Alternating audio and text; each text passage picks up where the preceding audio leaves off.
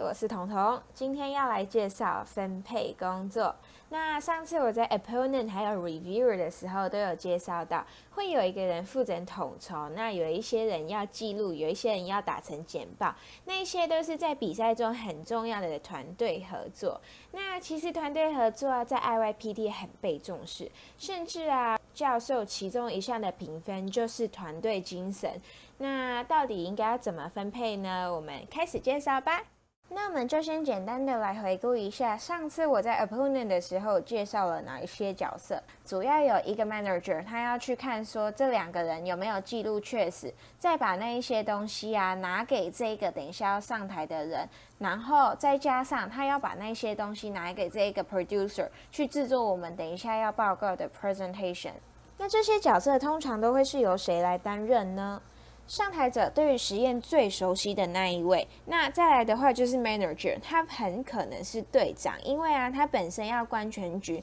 再加上他要有良好的沟通能力。那 recorder 他本身要有很高的专注力，因为reporter 对 reporting 已经够熟悉了，所以他在讲他的 presentation 的时候，可能那一些简报都跳得很快，所以他要记住，要很专注的去看有什么东西再记录下来。再来的话就是 producer， 他要对电脑的技巧够熟悉，然后再加上他的打字要很快，所以才会来得及做完简报。再来的话就是2分钟简短问问题的部分，上台者就要去问说，你刚刚第几页这个变音你可以再给我看一次吗？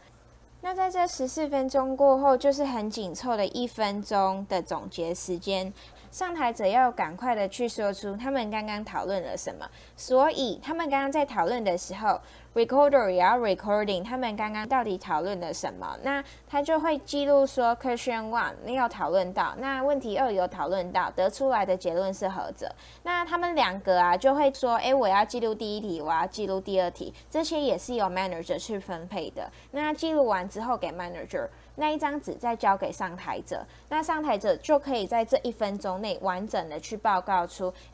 我刚刚第2题的时候有没有讨论出什么样的结果我还蛮喜欢，或者是我还蛮不喜欢的。那一旦熬过了这1分钟opponent 的尾声也到来了。我觉得这个合作设计非常重要，只要是你漏掉了任何一个环节你的合作就不会那么的完整，表现出来的东西也不会那么的精致。那我觉得说每一个队伍都要是有2个人适合一个角色，比如说当 manager 就要有2个人适合 manager， 因为原本那个 manager 当上台者的话就没有 manager， 就有一个人一定要适合他，所以在训练上来说，不是只有专精1样角色，你要专精2样角色才可以。以上就是我对 opponent 分工合作的报告啦，希望今天的报告听完之后，你会更了解要怎么去营运一个 opponent 的队伍。那如果你喜欢我们的影片，请订阅我们的频道，打开你的小铃铛，我们每周一再见咯，拜拜。